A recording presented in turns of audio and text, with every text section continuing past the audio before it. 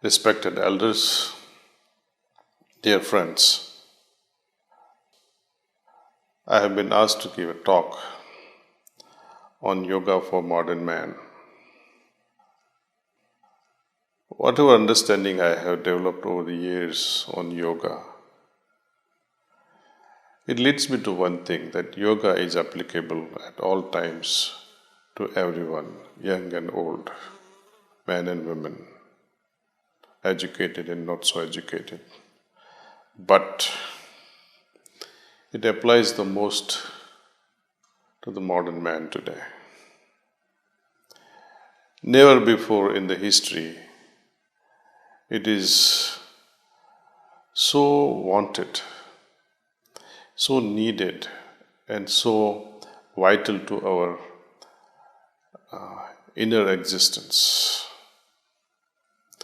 When you see a car moving or a bullock cart moving, you can imagine how the wheels are rotating. It's easier to watch the movement on a bullock cart.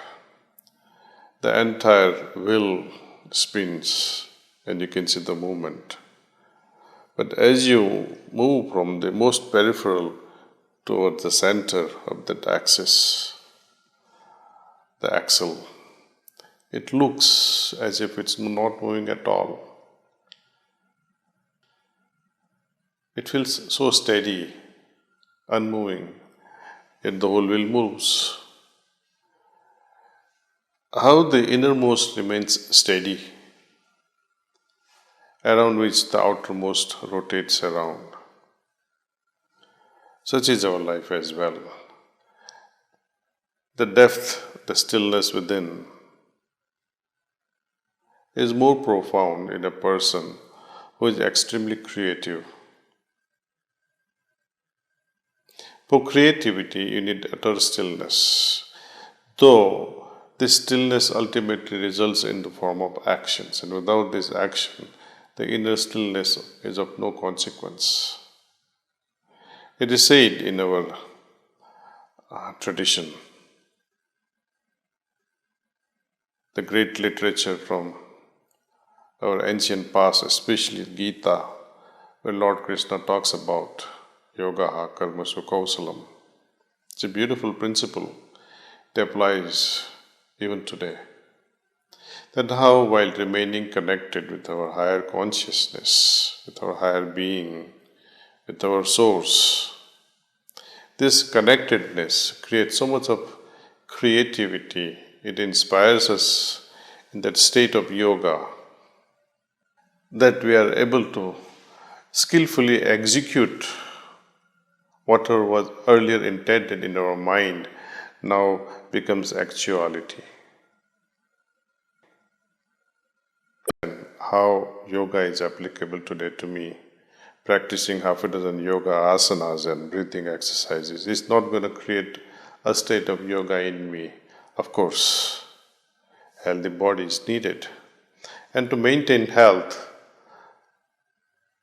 yogis, through their practical experience, they recommended that, okay, if you can, might as well do this so that your health will remain steady. You'll be healthy enough to practice so many things in life, including arriving at a state of yoga.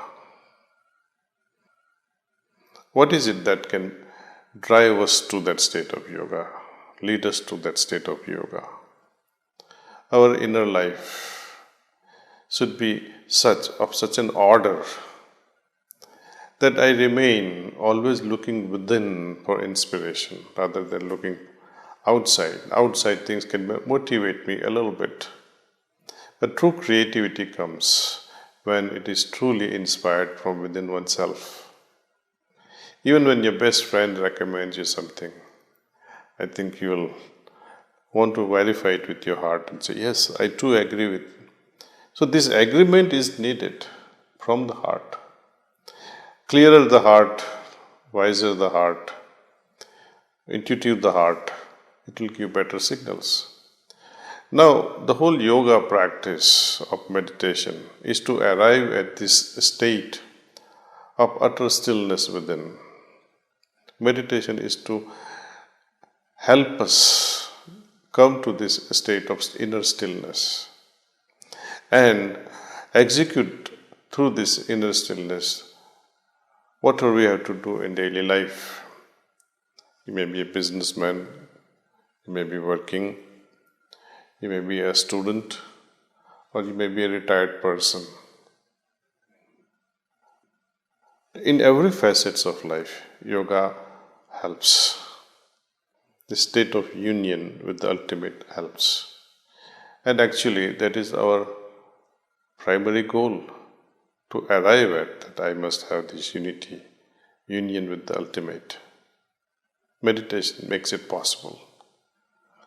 By renouncing the world, we are contradicting yourself that yogaḥ karmasu kausalam. Through yoga, all your actions become skillful. But if you aspire to renounce the action, renounce activities of this world, then you are contradicting the very thing for which you have started doing the yoga. Yoga is to arrive at the perfect action as much as possible. Perfect state of being, perfect state of relationships. And all this perfection can be arrived at if we only try to balance our inner life with external life, our spiritual aspirations with the material aspirations. Rather, it will be futile to differentiate our spiritual life from material life. Even in material life, in business world, in our student life, retired life, we should allow this spiritual life to percolate and make even this material life part and parcel, one integrated existence, one total existence, which is not standing at crossroad. They are not opposing each other. They become one.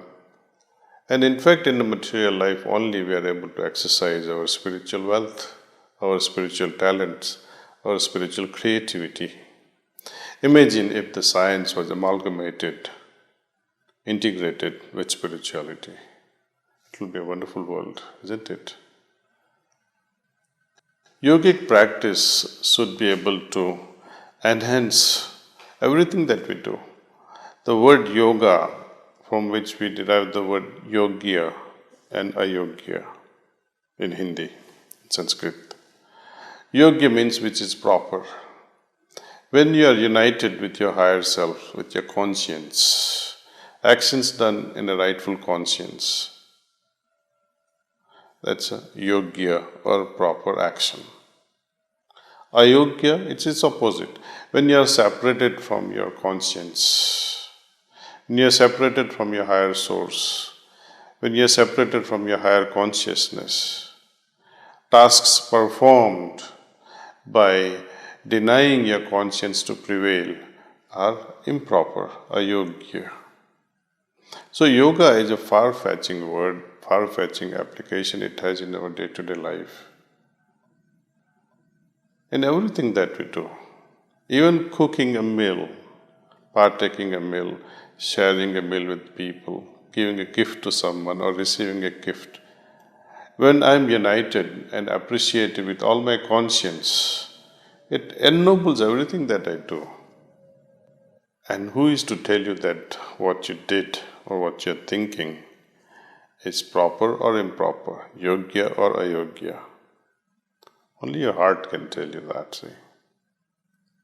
Even if someone tells you you are wrong or you are right, it will be wonderful if your heart agrees with it or disagrees with it. Then it is your very own action or inaction. You'll be able to take the credit for all that you do and be grateful to the Lord. In such a state of union with higher consciousness or with the source or with the Lord or with the ultimate, things happen naturally. Things happen as if it should happen only in that way, there is no other way. Though there are many other things you could have been doing. but it will feel just right when you are in state of union.